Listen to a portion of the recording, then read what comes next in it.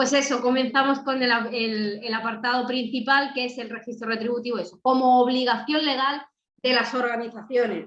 Cuando digo organizaciones me refiero a cualquier tipo de organización. Vamos a ir viendo. Para empezar, importante saber qué es un registro retributivo. Siempre estamos dando la tabarra con las diferencias entre un registro retributivo y una auditoría retributiva, y quiero que conste y dejarlo claro que vamos a ser súper redundantes en esta jornada hablando del registro retributivo, pero que nos quede claro que cuando hablamos del registro no estamos hablando de la auditoría retributiva, ¿vale? El registro retributivo nos lo encontramos en el artículo 28 del Estatuto de las Personas Trabajadoras. Leo, cito textualmente, dice: el empresario, veis que el lenguaje inclusivo todavía no se llevaba en 2019, está obligado a llevar un registro con los valores medios de los salarios, los complementos salariales y las percepciones extrasalariales de su plantilla, desagregados por sexo y distribuido por grupos profesionales, categorías profesionales o puestos de trabajo iguales o de igual valor. ¿Ves que dice o y no dice y? Esto muchas veces es cuestión de debate. Es si tenemos que usar los tres o tenemos que usar solo uno, pues depende de lo que tengamos. Pero para eso está esa O, porque dependiendo de las características de la empresa vamos a poder hacerlo por estas tres categorías o vamos a poder hacerlas por menos. Dice, cuando en una empresa con al menos 50 trabajadores, el promedio de las retribuciones de los trabajadores de un sexo sea superior a los del otro en un 25% o más, tomando el conjunto de la masa salarial o la media de las percepciones satisfechas, el empresario deberá incluir en el registro salarial una justificación de que dicha diferencia responde a motivos no relacionados con el sexo de las personas trabajadoras. ¿Por qué me dice aquí cuando en una empresa con al menos 50 trabajadores? Porque este 50 es lo que me va a marcar que yo tengo que hacer un plan de igualdad. Tened en cuenta que esta modificación del artículo 28 se hace por el Real Decreto Ley 6/2019, que es el que amplía, bueno, reduce, de hecho, el número de personas que debe haber en plantilla para que tengas que hacer un plan de igualdad. Pero aquí solamente se está hablando del registro retributivo. Luego veremos que cuando sale el Real Decreto 902/2020 se desvincula, bueno, no se desvincula, un poco sí, se desvincula el registro retributivo de la auditoría retributiva, que es lo que tienen que hacer las empresas estas de más de 50 personas. Ámbito de aplicación, como ya os decía, esto es obligatorio desde la modificación que el Real Decreto Ley 6/2019 realiza sobre el artículo 28 del Estatuto de los Trabajadores. Este Real Decreto Ley nos hace muchas modificaciones. Nos hace modificaciones a nivel de contenido del plan de igualdad, nos hace modificaciones a nivel del registro del plan de igualdad y nos hace modificaciones referentes a la brecha salarial. Este registro retributivo se aplica a todas y cada una de las personas trabajadoras y se aplican independientemente de si en mi plantilla tengo un 100% de hombres o un 100% de mujeres. Es decir, el registro va dirigido a garantizar o a velar porque se cumpla el principio de igualdad retributiva y porque se cumpla el que no exista brecha salarial. Sí. ¿Esto implica que si yo solamente tengo un género en la plantilla puedo estar exento de hacerlo? No, tenemos que hacerlo independientemente del género de las personas que tengamos. Y como veis ahí, si la empresa tiene solamente una persona en plantilla, igualmente tiene que hacer el registro retributivo, por muy absurdo que parezca. Me digas, bueno, entonces no es un registro, simplemente el salario de la persona. Sí, es así. Nos dice el 902 que es posible, obviamente, que si tienes menos de 10 personas en plantilla, hagas un registro reducido. Que realmente no es que te dé la opción por gusto, sino porque si tienes menos de 10 personas en plantilla, el registro reducido es lo único que vas a poder hacer, porque no vas a tener grandes datos con los que trabajar. Independientemente de esto, más datos, menos datos, más reducido, menos reducido, el registro hay que hacerlo. Y, obviamente, no podemos dejarnos ningún elemento retributivo. Todos los conceptos retributivos que existan en nuestra organización, todos los conceptos retributivos que aparezcan en nómina van a tener que ser objeto de este registro retributivo. ¿Qué hace el 902 cuando aparece y entra en vigor en abril del año pasado? Nos introduce modificaciones. Y cuando nos habla del registro retributivo, como veis, este inicio es literalmente el 28.2 del Estatuto de las Personas Trabajadoras, que vuelve a decir, oye, que tienes que incluir valores medios de salario, complementos salariales, percepciones extrasalariales, siempre desagregado por sexo, y nos vuelve a meter esta O, grupo profesionales, categorías profesionales o puestos de trabajo iguales o de igual valor. Este puesto de trabajo iguales o de igual valor luego se va a tocar en la auditoría retributiva, pero como ya os digo, no estamos hoy con la auditoría retributiva, intentemos separar muy bien los conceptos. Pero nos dice, asimismo, han de establecerse convenientemente desglosado por sexo la media aritmética y la mediana de lo realmente percibido por cada uno de estos conceptos, es decir, aquí el 28.2 nos decía valores medios, nos dice el 902, te lo amplío, no solamente los valores medios, sino también la mediana. Y vuelve a decirnos por grupo profesional, por categoría profesional, nivel, puesto, y aquí me añade, o cualquier otro sistema de clasificación aplicable, porque como esto yo lo tengo que ejercer independientemente de mi empresa, independientemente de cómo esté mi organización constituida, por quién componga mi organización, puede que esto de grupo profesional, categoría o puesto de trabajo no me refleje la realidad de la clasificación que yo hago en mi organización. Por tanto, si considero que además de estos puntos, apliquen o no, se aplican otros sistemas de clasificación que sean más veraces, que sean más reales, también vamos a usar ese sistema de clasificación para hacer el registro retributivo y hacer esta comparativa de media salarial. Nos dice también el 902. A su vez, esta información debe estar desagregada en atención a la naturaleza de la retribución, incluyendo salario base, incluyendo cada uno de los complementos, incluyendo cada una de las percepciones extrasalariales y especificando de modo diferenciado cada percepción. ¿Qué significa esto? Que es muy posible que el registro retributivo de dos empresas con las mismas personas sea muy diferente porque resulta que en esta empresa yo solamente tengo un complemento extrasalarial y en esta otra empresa yo tengo 5 tipos de complementos diferentes. Por tanto, un registro va a ser mucho más largo. Los complementos se desagregan y se diferencian para poder entenderlo, tiene todo el sentido del mundo. Yo necesito ver en qué complemento, si yo tengo algún tipo de brecha, se me está generando esta brecha. Y si esto está ocurriendo por razón de sexo o está ocurriendo por otros motivos que no tienen que ver con el género de la persona. Vuelve a recordarnos, debe incluir la justificación a la que se refiere el artículo 28.3 del Estatuto, cuando la media aritmética o la mediana, antes el Estatuto solo nos decía, tenemos que justificar las brechas superiores al 25% que nos salgan de las medias. Aquí añadimos la mediana.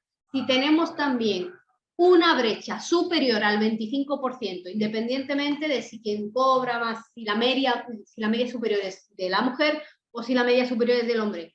Si tenemos un 25% de brecha o más, vamos a tener que justificarlo ya sea en el caso de la media o ya sea en el caso de la mediana. Tenemos que tener muy claro cómo hacer esta justificación, porque, vuelvo a repetir, no podemos tener una brecha cuyo único motivo o cuyo motivo sea el sexo de la persona. Tenemos que identificar cuál es el motivo por el cual se produce esta brecha. Y si es un motivo objetivo, porque sé que esto es uno de los puntos que más preocupan, que es, ostras, me sale brecha, ¿ahora qué hago? Si lo puedes justificar de una manera objetiva, de una manera que no tiene que ver con el sexo de la persona, es totalmente normal. Las personas que están en tu organización tienen diferentes posiciones, tienen diferentes situaciones, tienen una antigüedad diferente, etc.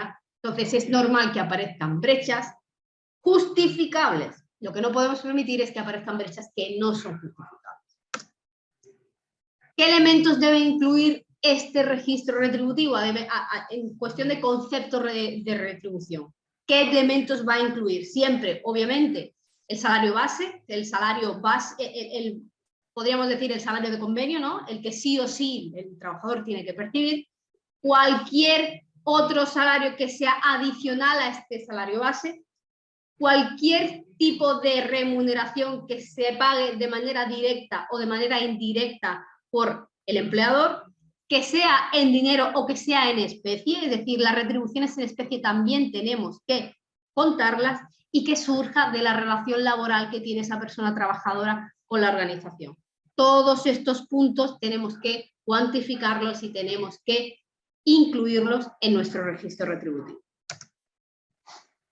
Importante, porque recordáis que nos hablaba, podemos hacer por categoría, por grupo profesional, por mismo puesto de trabajo o trabajo de igual valor.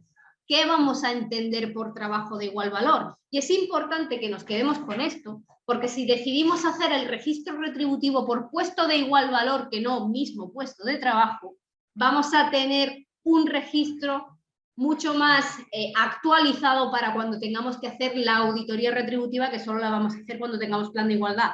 Sin embargo, yo como empresa de menos de 50 personas trabajadoras que tengo la obligación de hacer un registro retributivo, puedo decidir hacerlo ya por puesto de igual valor y así en el momento en el que yo alcance las 50 personas en plantilla o más, voy a tener esa parte de puesto de igual valor ya trabajada para poder hacer mi auditoría. Por tanto, volvemos a la pregunta, ¿qué es un trabajo de igual valor? Es el trabajo que realiza las mismas funciones, con los mismos factores y condiciones laborales y exige los mismos requisitos profesionales o de formación para su realización. Entender lo siguiente, cuando hablamos de las mismas funciones no significa que sea exactamente la misma función. Es decir, si yo tengo un trabajo que consiste en, me lo invento, limpiar las ventanas del interior de la oficina y otro que implica limpiar las mesas del interior de la oficina, no es la misma función, uno es una ventana y otro es una mesa, pero es la misma función en el requisito de que necesito unas competencias en limpieza, ¿vale? Es importante establecer este sistema de cómo voy a evaluar un puesto de igual valor, precisamente porque si lo hago mal, me van a salir brechas a nivel retributivo. ¿Qué es lo que normalmente se suele hacer? Y me adelanto a probablemente puntos que os vayan a contar mis compañeras. Hacerlo por categoría, puesto de trabajo, grupo profesional. ¿Por qué? Porque así me ahorro el tener que cabrearme la cabeza con esto, que igualmente me la voy a tener que cabrear cuando tenga que hacer la auditoría retributiva. Sin embargo, si yo tengo 10 personas en plantilla, pues a lo mejor me queda mucho para tener más de 50 y tener que hacer el plan de igualdad. ¿Para qué sirve todo esto? ¿Por qué tengo que hacer un registro retributivo? Pues obviamente para conseguir este principio de transparencia retributiva. ¿Qué es el principio de transparencia retributiva? Pues es el que consigue identificar discriminaciones tanto directas como indirectas respecto a la valoración de los puestos de trabajo cuando desempeñando un trabajo de igual valor se recibe un salario inferior sin justificación. Al final, la ley de igualdad, en la de 2007, bueno, la única que hay, pero nos queda un poco casi que lejos, ¿no? Lo que dice es, se tiene que poner todos los elementos necesarios sobre la mesa para conseguir que los puestos de igual valor consigan la misma retribución, tengan una idéntica retribución. Por tanto, todos estos elementos que vamos a ir viendo sobre cómo realizar registros retributivos y a futuro, dentro del plan de igualdad, cómo hacer una auditoría retributiva, van en relación y con la intención de conseguir esta transparencia retributiva y conseguir la máxima puesto de igual valor, igual retribución. Por tanto, ¿cuál es el objetivo? Garantizar la transparencia en las percepciones salariales de manera fiel y actualizada. Y ya digo actualizada, y ya veis por aquí que tenemos aquí un anual, pero me vuelvo otra vez al inicio del objetivo. Y un adecuado acceso a la información retributiva de las empresas. Importante esto del acceso a la información porque ya veremos quién debe tener acceso a esta información. Al margen de su tamaño, porque ya sabéis que el registro se debe hacer independientemente del trabajo de la empresa, del tamaño de la empresa, y mediante la elaboración documentada de estos datos que vamos a ir desglosando y estas brechas que vamos a ir calculando. ¿Quién tiene que hacer el registro? Todas y cada una de las empresas. Mientras tengas una persona trabajadora, tienes que hacer un registro retributivo de manera anual.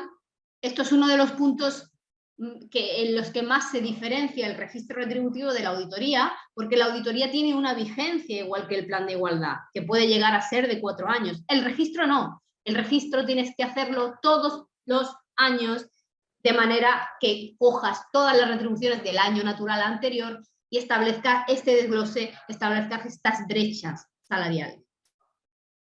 Importante aquí, debes incluir al personal directivo y los altos cargos. A ver, esto parece de lógica, ¿vale?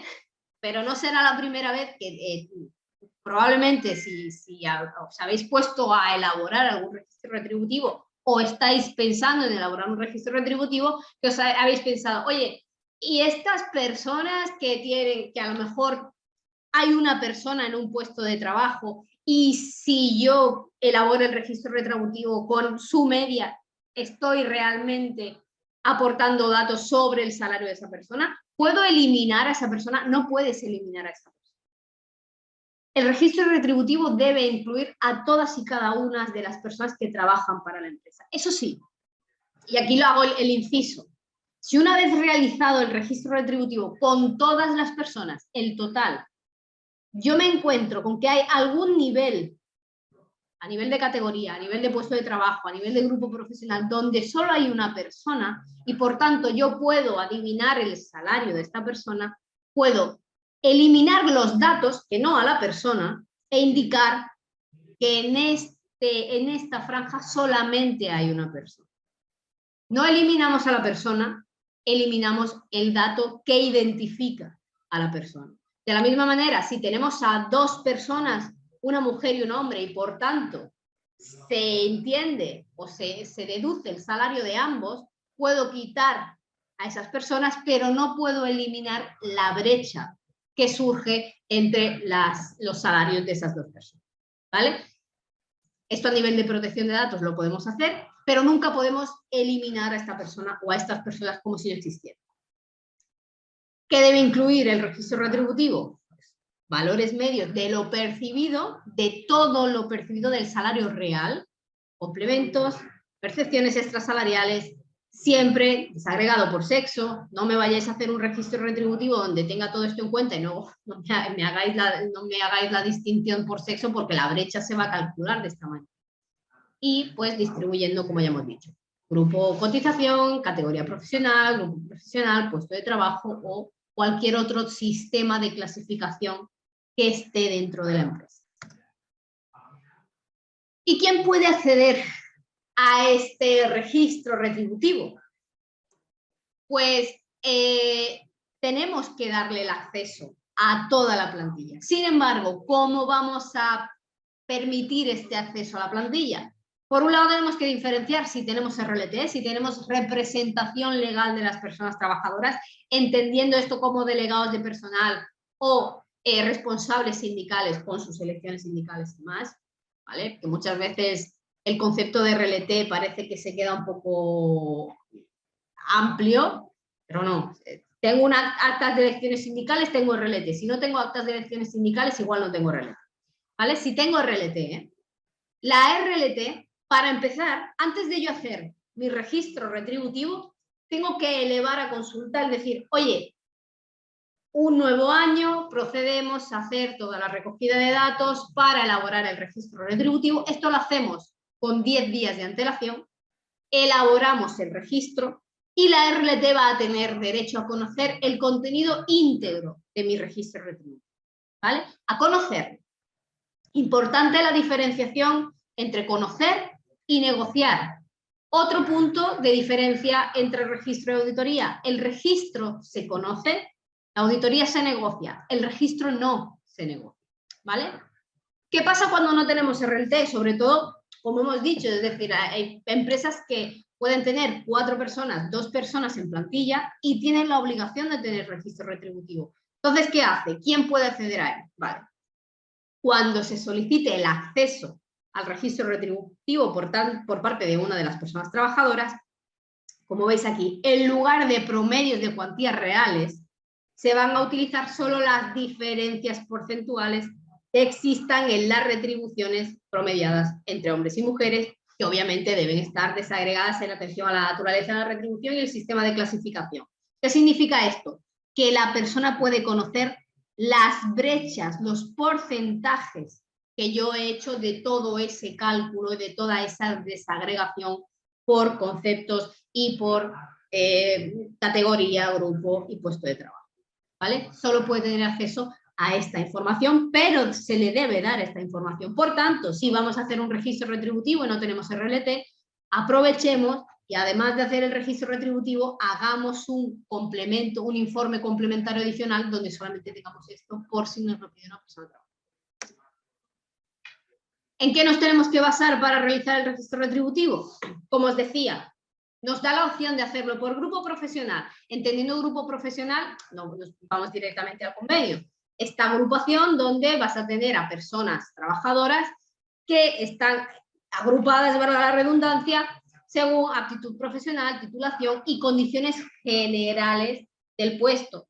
Dice aquí, dentro del mismo grupo profesional se pueden incluir distintas tareas, distintas funciones, niveles de especificidad, de especialidad. Es decir, el grupo profesional sería lo más alejado a un puesto de igual valor, ¿vale? Aquí podemos agrupar a muchísimas personas con diferentes cualidades, diferentes puestos de trabajo, diferentes funciones, pero que se enmarca dentro de una realidad común. Bajamos un escalón y tenemos el nivel o la categoría profesional. De acuerdo a este grado de conocimiento, de autonomía, de responsabilidad, la persona va a tener una categoría también, puede ser la categoría de convenio sin ningún tipo de problema. Esta categoría es más específica, pero no llega al nivel de especificidad que normalmente tiene, por ejemplo, un puesto de trabajo. O a lo mejor sí, es decir, dependiendo de la cantidad de profesionales que yo tenga en plantilla y dependiendo del grado de especificidad que requiera el trabajo que realizan, es posible que o bien la categoría profesional me coincida con el puesto de trabajo o que mi puesto de trabajo sea mucho más específico. ¿Qué es el puesto de trabajo? Pues aquí hablamos ya directamente de la DPT, ¿no? De esta descripción de las tareas, de las responsabilidades, de cada uno de los requisitos que debe tener la persona para cumplir exactamente el puesto que está desempeñando dentro de la organización. Y de hecho, cuando hablamos de puesto de igual valor, no nos vamos a ir a grupo de igual valor o a categoría de igual valor, sino a este puesto de trabajo en el que yo voy a evaluar y a valorar cada una de estas tareas y de estos requisitos que tiene para desempeñar este tipo de trabajo, ¿vale? Respecto a los conceptos salariales, ¿qué tengo que tener en cuenta para hacer mi registro? Como decía, salario base. Cuando hablamos de salario base, es el que normalmente viene establecido por convenio.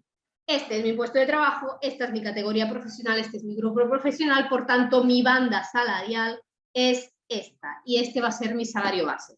¿Suele ser el salario que luego se cobra? Probablemente no, probablemente haya algún tipo de complemento. Retribuciones específicas, mejoras voluntarias, que por alguna razón se haya negociado el salario con la persona y haya habido una remuneración extra. Todo esto son complementos que voy a tener que tener en cuenta y por otro lado desagregar y ver también las brechas solo en estos complementos. ¿Entended? Que yo tengo que hacer una suma de todo lo que estáis viendo aquí, y tengo que hacer tanto la brecha a nivel global como en cada uno de estos conceptos. Seguimos con las variables. En este caso, porcentaje que se calcula a nivel de salario fijo de la persona sobre el volumen del negocio, que los variables se pueden cobrar, ya sabéis, o de manera anual o de manera puntual o con un plus que se cobra según el tipo de aportación que has hecho al negocio. Este variable, por ejemplo, cuando mis compañeras seguramente os hablen de la normalización del salario, estos variables normalmente va a ser complicado, si no imposible, normalizar, porque son complementos puntuales, son conceptos retributivos puntuales. De la misma manera que la retribución en especie, también puede ser continua o puede ser puntual. Es toda esta remuneración no monetaria a nivel de seguros sanitarios, vehículos, comidas, guardería, plan de pensiones, todo lo que no se ve reflejado en la nómina a nivel monetario, pero que igualmente implica una retribución. Aquí hay que cuantificar también, ¿vale? En el registro retributivo, porque no nos podemos olvidar de este punto.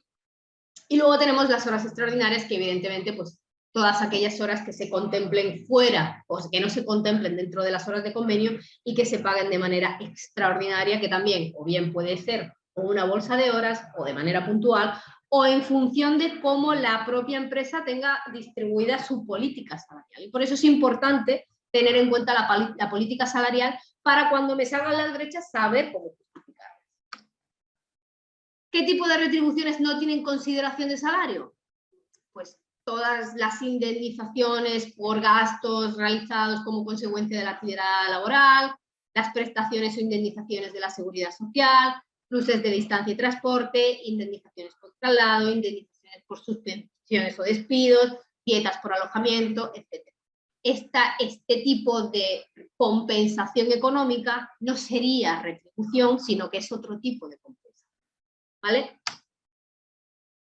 Importante, ¿qué elementos puede causar distorsión? Y cuando digo distorsión, es todas esas veces que recibes el registro retributivo y dices, ¿cómo es posible que aquí haya esta brecha tan alta si yo pago por convenio? ¿O cómo es posible si mi política retributiva no implica, no tiene evidentes diferencias entre hombres y mujeres? Pues probablemente la distorsión la cause, por un lado, las horas trabajadas, porque vas a calcular la diferencia en función de las horas que ha trabajado la persona, de ahí que si normalizamos esta brecha se va a desaparecer.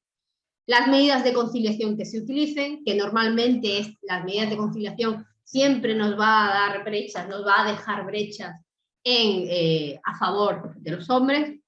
La antigüedad, porque evidentemente vamos a ir recopilando pluses por antigüedad que nos va a marcar una diferencia a nivel del salario global de las personas dentro del mismo puesto de trabajo, el tipo de turno de trabajo, sobre todo si tenemos turnos de noche, el tipo de contrato, diferenciando si hay contrato a tiempo parcial o contrato a jornada completa, y, importante, el convenio colectivo.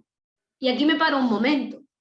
Si yo, precisamente, hemos estado hablando constantemente de que el salario base es el salario que yo pago por convenio, y resulta que yo tengo diversos convenios colectivos de aplicación dependiendo del grupo, dependiendo del centro de trabajo, dependiendo de la comunidad autónoma, es importantísimo que yo haga mi registro retributivo por convenio colectivo, porque si no me van a salir brechas que yo no voy a poder justificar a menos que tenga a mano el convenio colectivo y me dé cuenta de que, por suerte o por desgracia, lo que el convenio marca en la comunidad autónoma de Cataluña no lo marca en la comunidad autónoma de Castilla-La Mancha.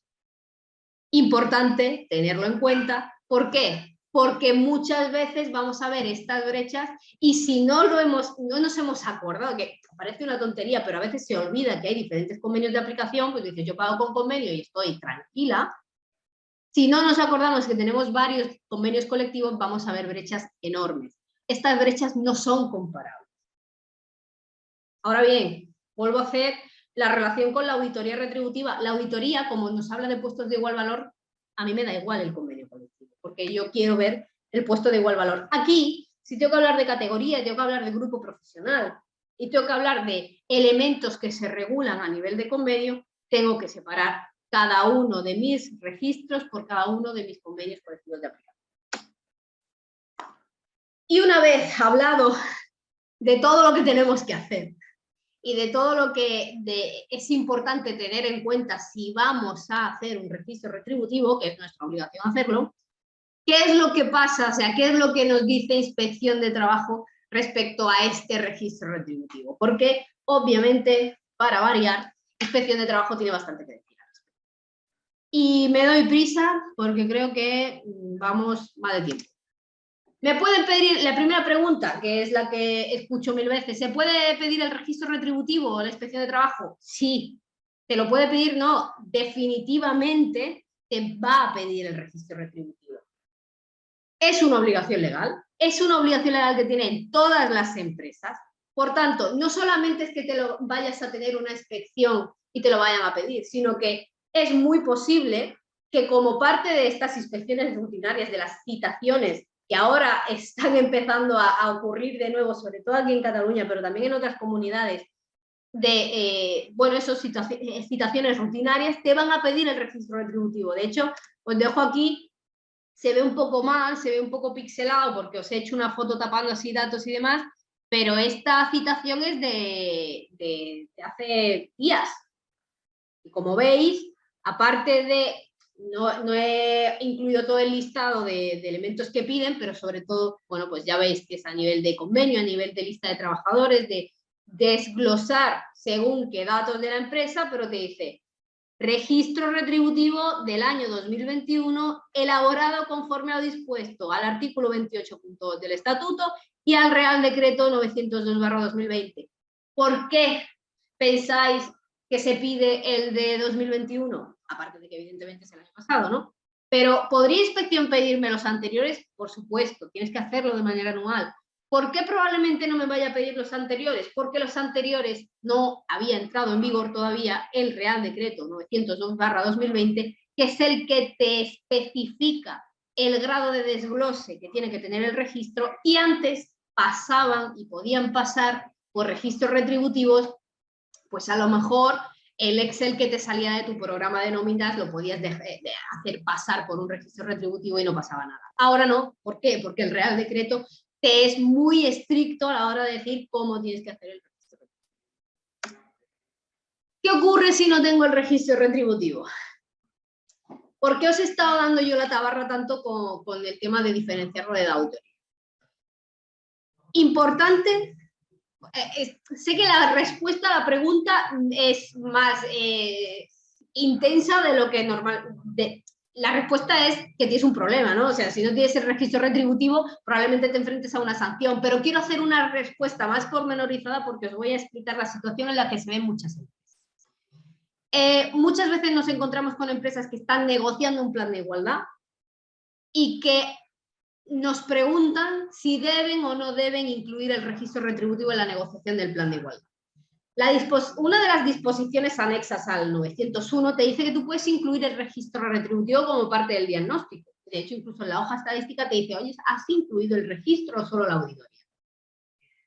Aunque tú puedas incluirlo, es importantísimo recordar que el registro retributivo no es obligatorio para diagnosticar, ni es objeto de negociación. Es decir, independientemente de la situación en la que estés negociando tu plan de igualdad, si llega a inspección y te pide el registro retributivo, tienes que tenerlo. No puedes justificar no tener el registro porque resulta que se te ha ocurrido la maravillosa idea de meterlo dentro de la comisión negociadora y has aceptado una negociación del registro y la parte social te está haciendo cambios en el registro. No tienes esa justificación. Si no tienes el registro retributivo, tienes un problema. Si no tienes la auditoría, aquí sí puedes decir, no, es que la estoy negociando, porque la auditoría es objeto de negociación. El registro no. El registro es objeto de consulta.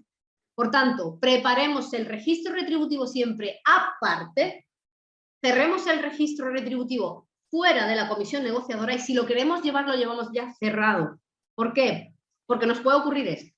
Nos puede ocurrir que nos pidan el registro retributivo a nivel de inspección y que no lo tengamos. Y entonces el problema lo tenemos nosotros, no la comisión negociadora. ¿Y qué problemas tenemos? Pues a nivel de sanciones, y ya acabo, que siento acabar con esta parte tan bonita.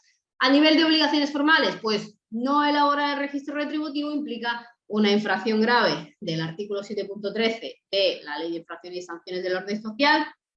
Sanción, pues de 626 euros a 6.250 euros. En el caso de que tengamos el registro y no hayamos incluido esta justificación de las diferencias salariales superiores al 25%, misma sanción desde 626 hasta 6.250. Respecto a obligaciones de fondo, si existe una discriminación salarial, esto sería una infracción muy grave. Por tanto, podríamos tener una sanción desde 6.251 euros hasta 187.515 euros. Ya la sanción se va aumentando. Además de la sanción monetaria, esta infracción también puede traer la propuesta de una sanción accesoria que puede incluir la pérdida de manera automática, pues, número de trabajadores afectados por la infracción, de ayudas, de modificaciones y de cualquier beneficio derivado de la aplicación de programas de empleo que se hayan cometido a fecha en la que se ha cometido esta infracción.